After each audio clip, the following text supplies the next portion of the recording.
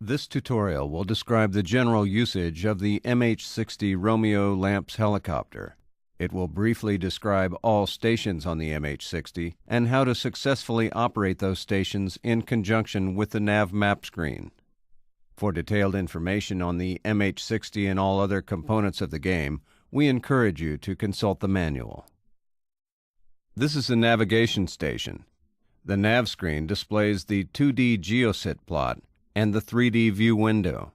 In the upper left corner of the screen is the DDI, Digital Display Indication, which provides information on the selected contact.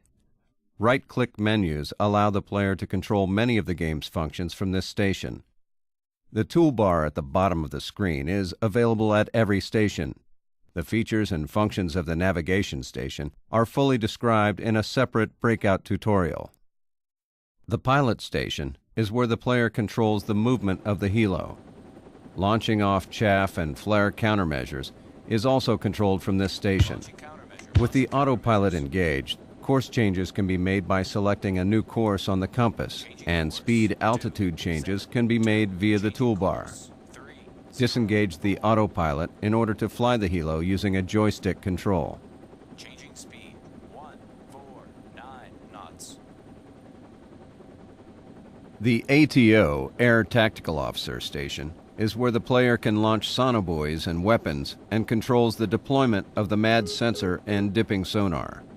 When the autopilot is engaged, the ATO can control the direction the helo will fly by placing a fly-to waypoint, or select the type of sonobuoy to launch and select a location to place the sonobuoy. The ATO also controls the selection, setting of preset parameters, and launching of weapons. The ATO also controls the data link to the mothership FIG, the platform that the helo launched from. The ATO selects whether to send acoustic or radar data, or whether the helo or the ASTAC onboard the FIG controls the placement of fly-to waypoints. The acoustic station displays the sonobuoy processor. This is where the player analyzes the acoustic data being gathered by the deployed sonobuoys in order to detect, identify, and determine the position of both surface and subsurface platforms. A detailed description of this station is presented in the sonobuoy breakout scenario. The radar station is where the player controls the onboard radar sensor. The radar sensor will provide both bearing and range information to detected contacts. Contacts marked on the radar display will appear on the navigation screen and also on the tactical display in the cockpit. The MAD ESM Magnetic Anomaly Detection Electronic Support Measures station displays the magnetic distortion recorder on the top of the screen and the ESM radar intercept display on the bottom of the screen. The magnetic distortion recorder will detect the distortion of the Earth's magnetic field caused by large metal objects. The trace labeled MAD. The trace labeled SAD, submarine anomaly detection, also displays magnetic field distortions, but is tuned to respond to submarines only. The ESM display will display the bearing to intercepted radar signals. Moving the cursor onto a signal will display the emitter name and classes of platforms that carry that emitter. The dipping sonar station shows the active-passive displays associated with the dipping sonar. The dipping sonar hydrophone deployment and retrieval is controlled by the ATO from the cockpit. In the passive mode, the player uses the bottom display to perform a bearing search. The narrowband line signature of any detected contacts are shown in the upper display, which can be used to help classify the detected contact. In the active mode, the player picks a range scale and single or continuous ping. Any detected contacts can be marked, and their bearing and range will be displayed on the navigation station and in the tactical display in the cockpit. This concludes our general MH-60 tutorial. Please consult the manual for a more detailed description of how to use the MH-60 stations and tactics to employ those stations successfully in the game. 160 range 503.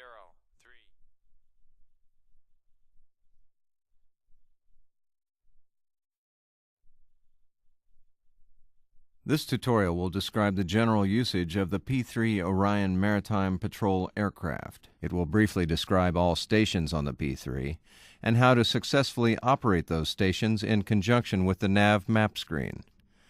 For detailed information on the P3 and all other components of the game, we encourage you to consult the manual. This is the nav map station. This is the central location where all contacts created by your platform sensors will reside. In the lower left corner of the station on the taskbar is the Stations menu.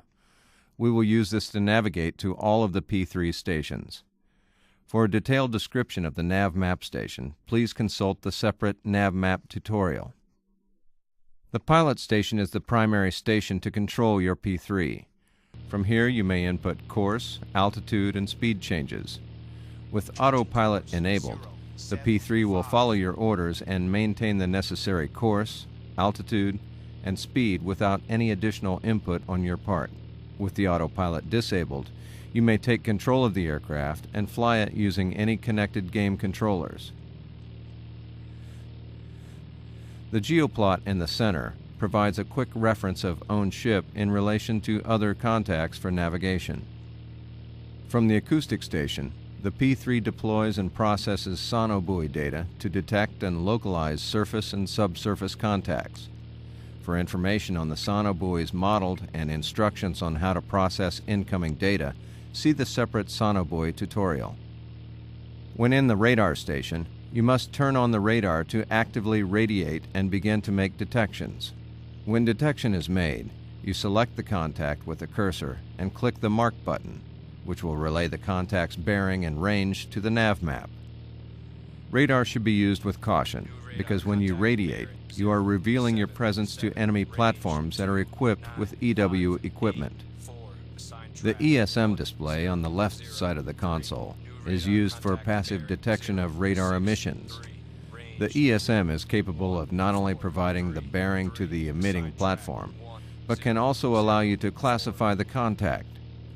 The computer analyzes the detected transmission and compares it to those in its database to help in deciding which class is currently radiating. When you create the contact, the target bearing and classification will be shown in the nav map. Large metal objects like ships and, in particular, submarines create disturbances in the Earth's magnetic field, and these disturbances can be detected from above. The returning data from the P3's Magnetic Anomaly Detector, MAD, and Submarine Anomaly Detector, SAD, appear on a plot located on the right side of the MAD ESM console.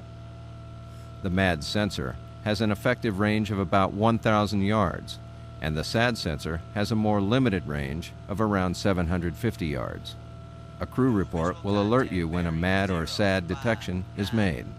The infrared camera is used to visually mark contacts and to fulfill goals requiring photographing specific targets, typically surface or land contacts. You must extend the camera turret first, and then set the camera mode to normal for a view with no filtering or visual aids. Grayscale, infrared, and low-light TV modes are helpful in finding targets when conditions are not optimal. The view can be panned and contacts centered in the view marked. When auto track is enabled, the camera view will pan directly to the contact selected in the drop-down list. The P3's tactical coordinator, the TACO, is responsible for deploying sonobuoys and launching weapons.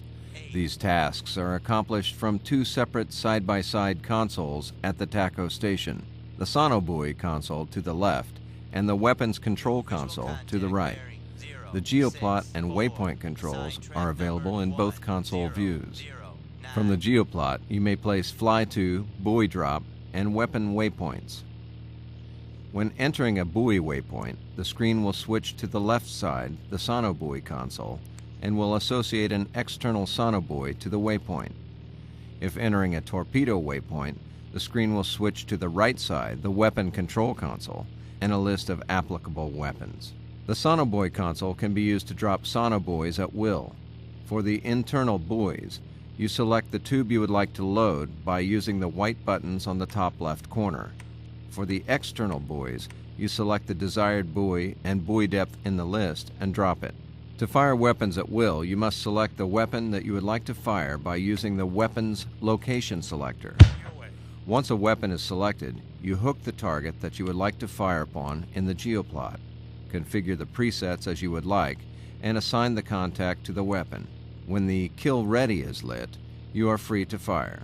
That concludes the general P3 tutorial. Please consult the manual for a more detailed description of how to use the P3 stations and tactics to employ those stations successfully in the game.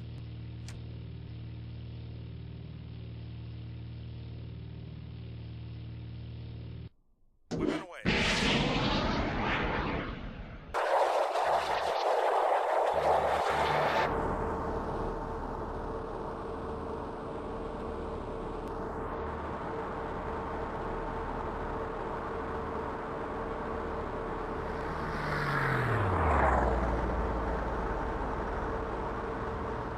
This tutorial will describe the general usage of the acoustic station, also referred to as the buoy processing station, found on the FIG-7, MH-60, and P3 platforms.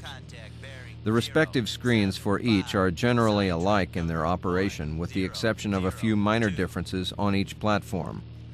For detailed information on the acoustic station and all other components of the game, we encourage you to consult the manual. The FIG-7, MH-60, and P3C are all able to process sonobuoy data. In these platforms, sonobuoy transmissions are received, processed, and the data is displayed in the CRT display windows, also called grams. Whenever a gram is turned into a sonobuoy, the data displayed defaults to omnidirectional mode. A sonobuoy in omni mode returns non-directional frequency data, so it cannot determine the bearing of the contact, only that there is something out there. When in omni mode, the sonobuoy only requires 1 gram window. When switched to directional mode, the display will show frequencies and bearings and will require 2 gram windows. Active mode returns bearing and range data and requires 3 windows. Let's return to the nav map station. This symbol represents a sonobuoy. The number below the sonobuoy is the channel on which the sonobuoy is currently transmitting. If the center of the sonobuoy icon contains a red dot, then that indicates that the buoy has detected a contact and is considered a hot buoy. When you hook the buoy in the nav map, it will show you what type of buoy it is, so you will know the buoy's capabilities. The DIFAR buoy is on channel 1 in this mission. It has the ability to display passive sonar information in omni and directional modes. Also, the DIFAR allows you to classify the contact by comparing the narrowband frequencies to a library of known platforms and their frequencies. See the manual for a more detailed description of classification. The VLAD is on channel 2 and is identical to the DIFAR, except that it has a slightly better processor and can passively detect contacts at farther distances. When a mission with a high sea state increases the level of background noise, the VLAD should be your buoy of choice to try and separate the contact out of the noise. The diecast is on channel 3 and is similar to the DIFAR with its passive omni and directional modes, but also has the ability to actively ping and therefore to derive target range. Lastly, the BT buoy is on channel 4 and is similar to the XBT probe launched from the submarines in the game. This buoy will determine if there is a thermal layer and the depth for that layer. Since we know the channels that the buoys are transmitting on, we go to the acoustic screen and tune in those buoys and demonstrate the usage of each of their interfaces. On channel 1 is a DIFAR buoy. We can click on the channel digits to tune in to channel 1. We see that there are contacts and their frequencies are shown. By clicking the mode button, the DIFAR will be changed to a directional mode that will occupy another gram. By selecting the bearing of one of the detected frequencies shown, we can mark a contact. On channel 2 is the VLAD buoy. Its interface is identical to the DIFAR, and we can enter directional mode to begin to mark contacts. By clicking the library button, we can classify the contact and decide if the detected platform may be hostile. On channel 3 is the diecast buoy. When in active mode, the diecast buoy requires 3 gram windows for processing. We will click the transmit button and mark the bearing and range of the resulting contacts. The BT buoy is on channel 4 and has little in terms of interaction. However, the thermal layer is very important for finding enemies below the depth specified.